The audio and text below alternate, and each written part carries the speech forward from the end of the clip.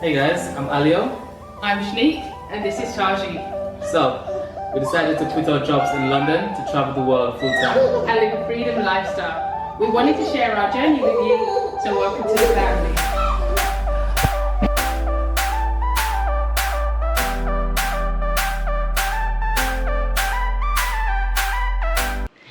Hey FroFamily! What's up? What's up? What's up?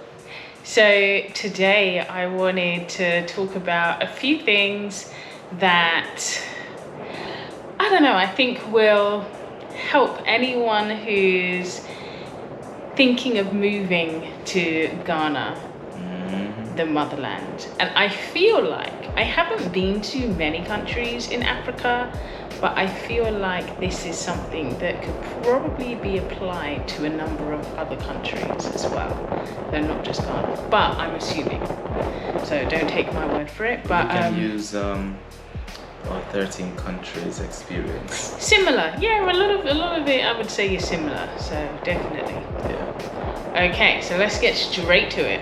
Oh yeah. So the first thing that I think that you need to have when you come to Ghana is a network. You need to know people. You need to get to know people. Online, fam. What do you think, Dave? That's so important for a number of reasons, but Ghana highlights that even more. It explodes the idea of networking, the idea of that togetherness, in order to get things done, in order to move around, navigate, get certain things, you have to really know people. And this is how we should be from a long time ago. But Ghana, if you don't have it, Ghana will ensure that it tells you rather aggressively. Can you give examples? For example, I needed to go to the hospital, and when you are here, if you have a family, if you don't, going to the hospital, you need to know if the hospital is reputable, who's been there, so they can give honest feedback as to that, and also for support, moral support as well. For yourself, also for your family, if you have one.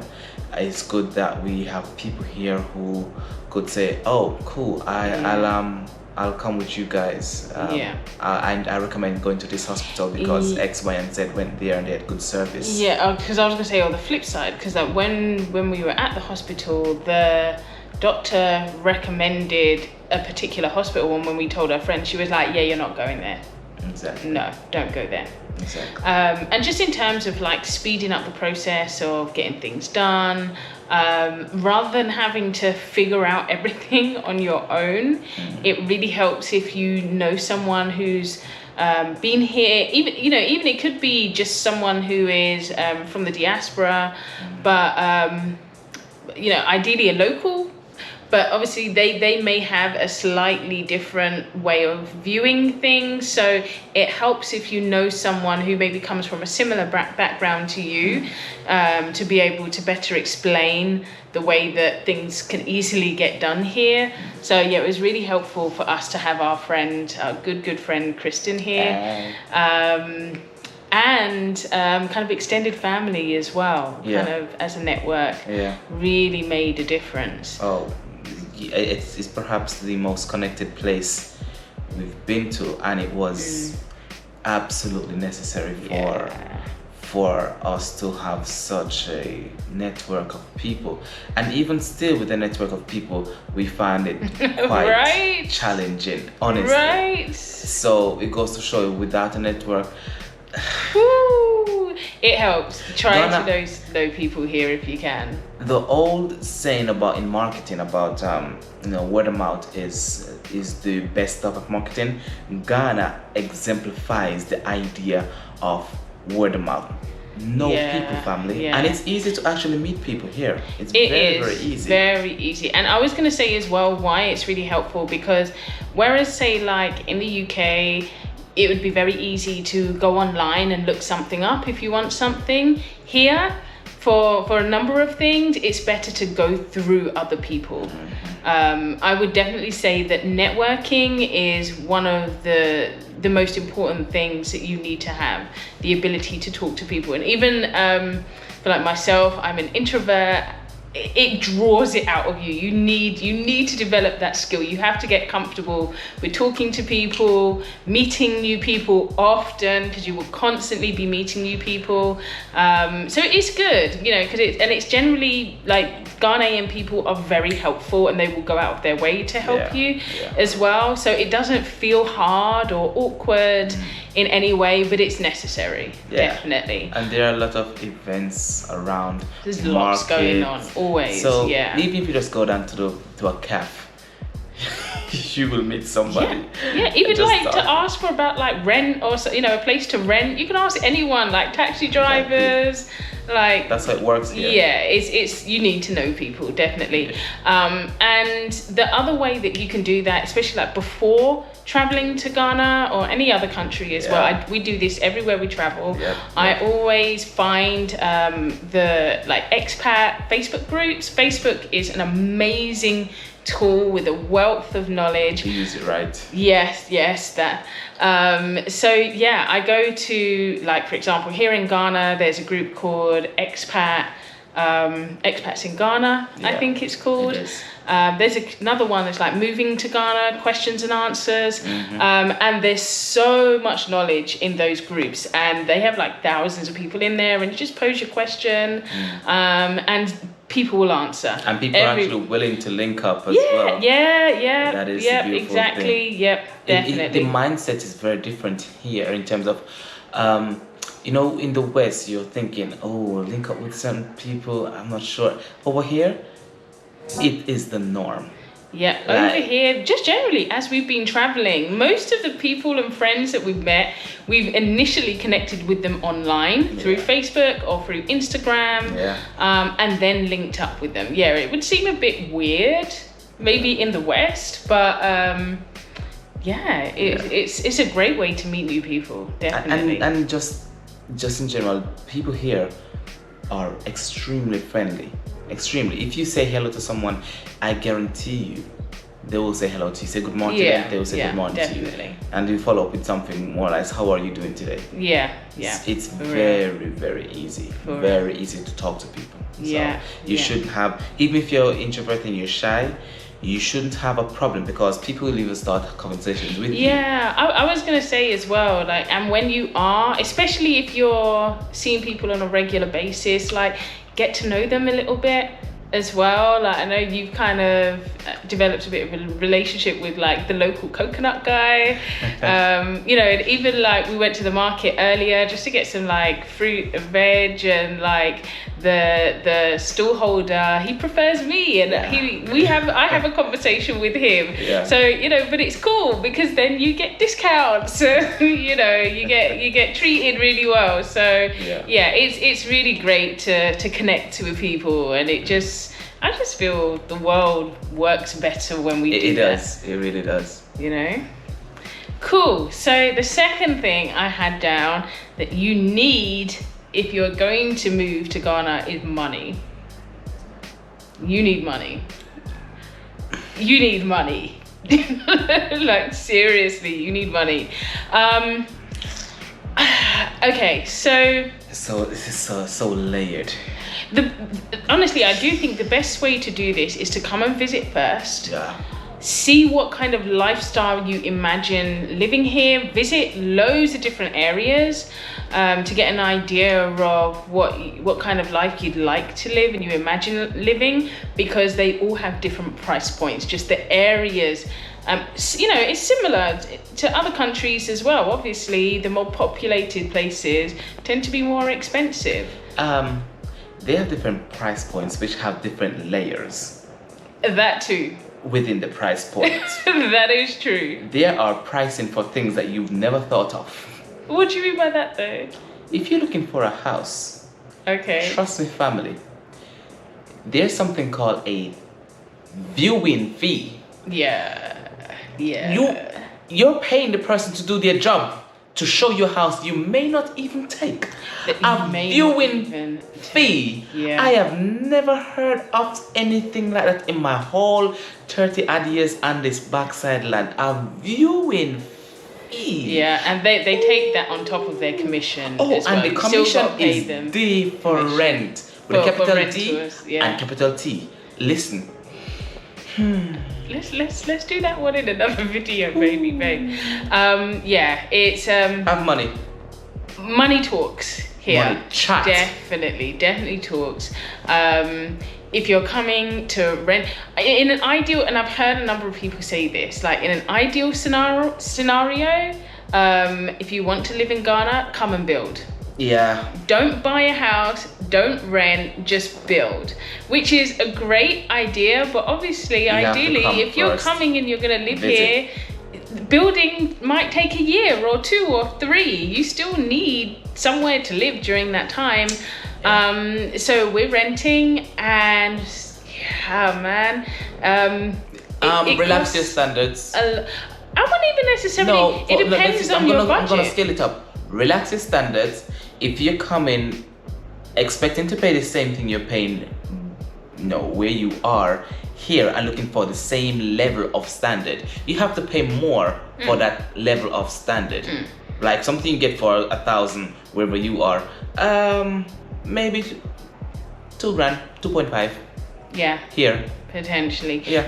Depending on the location, you can find super cheap rents way like outside, like 30 minutes but an most hour people outside want of to Accra. come to where it's more populated, where things start off with. I don't think everyone wants to. Not to actually stay eventually, but to start with, because it's most connected place where most people come into. So most people in that boat, I think. Fair enough.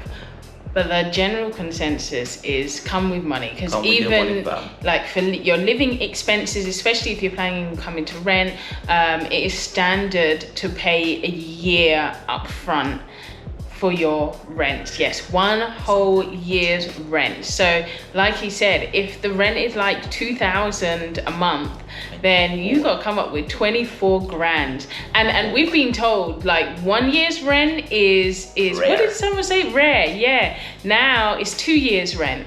So yeah, come with money. And bearing in mind, like I said, you've got to come up with the rent.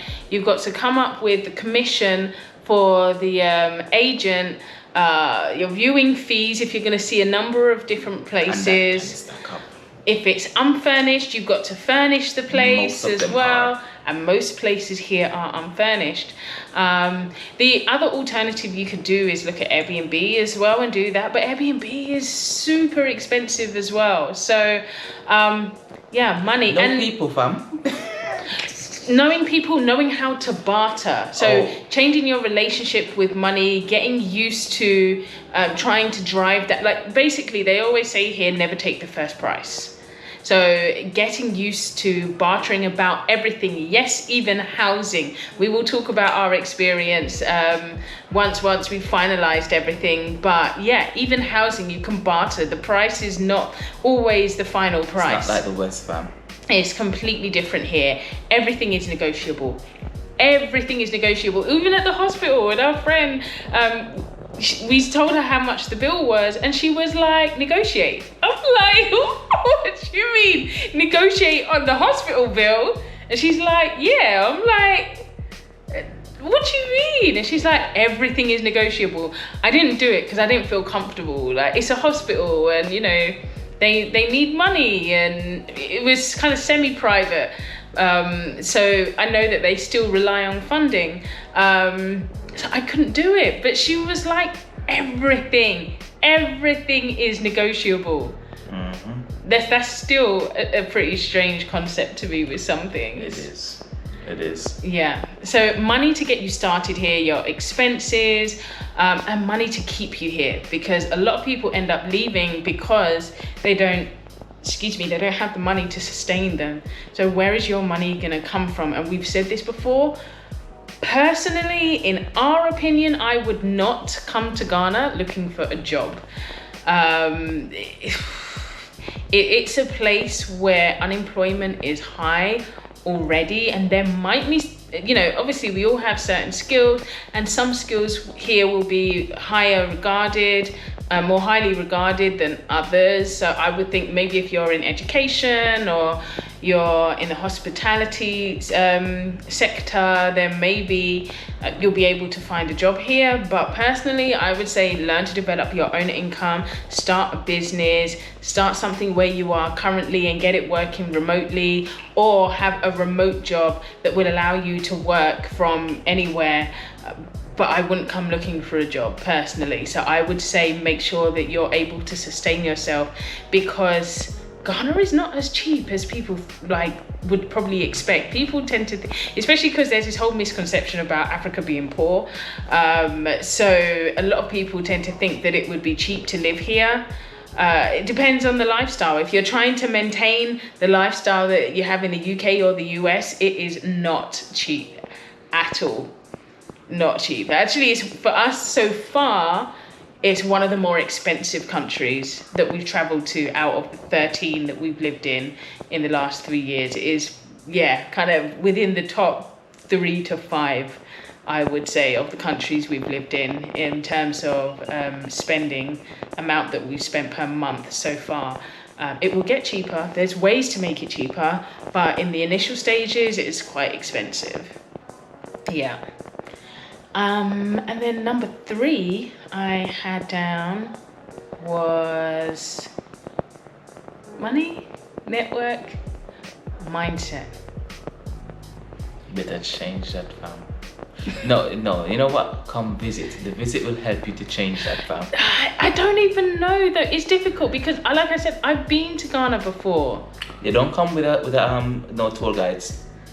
That's not the right. I mean, you can do that. But you're going to get a very skewed Ghana view of Ghana. Listen to me, family.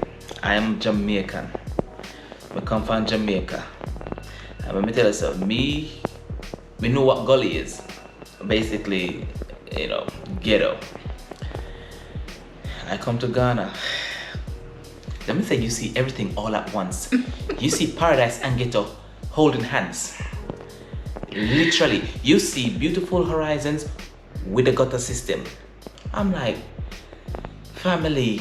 Yeah. You see everything here all at when you look over somewhere and you are screwing your face like, what, why? Then look like this and you're smiling. I have never seen anything like this in my entire existence. Everything is here. Yeah. All up, there's no separation of the things. Like that. Mindset. Yeah. One of the things that I keep hearing over and over is the place is the place. The place is the place. Ghana is Ghana. Ghana was Ghana before we came, and Ghana will be Ghana after we leave as well. Don't come. People tend to come to think that, and the diaspora. Diasporans. I always struggle with that word. The diasporans often come thinking, oh, I've got this brilliant idea. Africa really needs this. Africa could really do with A, B, C. This is how we're gonna lift up Africa. This is how we're gonna get things, get our power back. Blah, blah, blah, blah, blah, blah, blah, blah. Many people come with the kind of same notions, and I'm not saying that some of those things may not be possible. It all sounds very pretty and beautiful, but cute is another word. But you're assuming that Ghana, 1, wants to be changed, and 2, needs to be changed. You have to come first, fam, and see how the culture is, see how the people are, because you have to remember the people have been living here. Exactly. They are of the land. How are you gonna, if something's working for them? If it's working for them. We are on the outside talking about, we need to build up Ghana. Fam, it's not affecting them. It's working already. Yeah. It's you who has a certain mindset it's affecting or perceived. Yeah.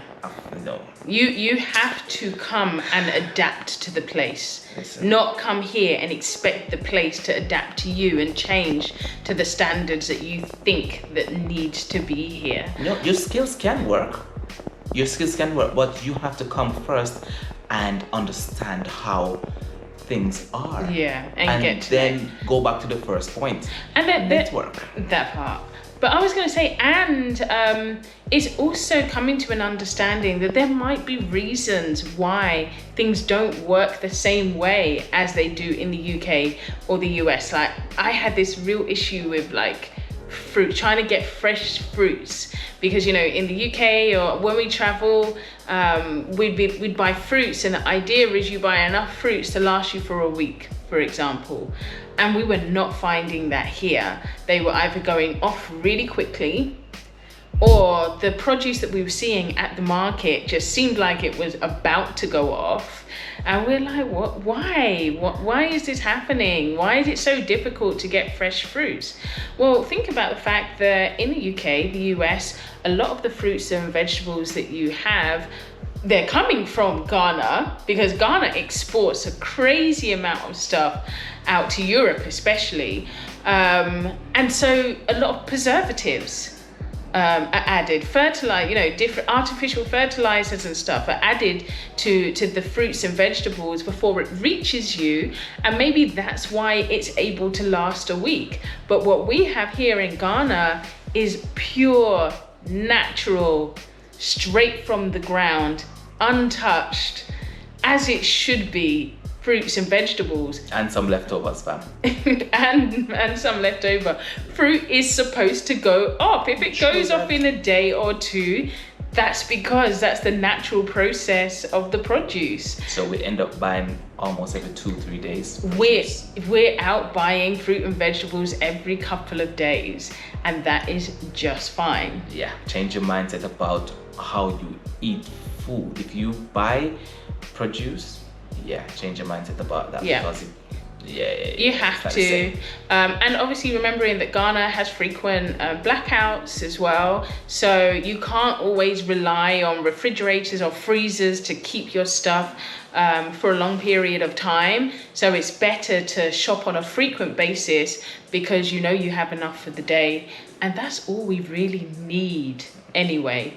More is great, but as long as we have enough, isn't that all that matters? That theme, Ghana exemplifies the theme that just enough is enough. Yeah. Just enough. It's remembering that we're in the West, in the UK, the US, we're gluttonous. Exactly. It's so gluttonous to think that you need food to last you the week. Fam, who said you were even gonna be alive in a week's time? You don't know that. You just know that you're here in this moment right now. Exactly. So all you need is enough food for right now. Exactly. Right? God, tell me about that last time. Listen. Enough time. Listen. So yeah, you gotta come with an open mindset and just come, love on the people, love on the country. Get outside of Accra. It's a beautiful country when you start to explore it. The city is the city. We're realizing we're not really city people, and that's cool. So kind of readjust your expectations. Don't come with any expectations. Just come. You're gonna have them by being programmed anyway, but just try and be relaxed, fam. Yeah, for sure.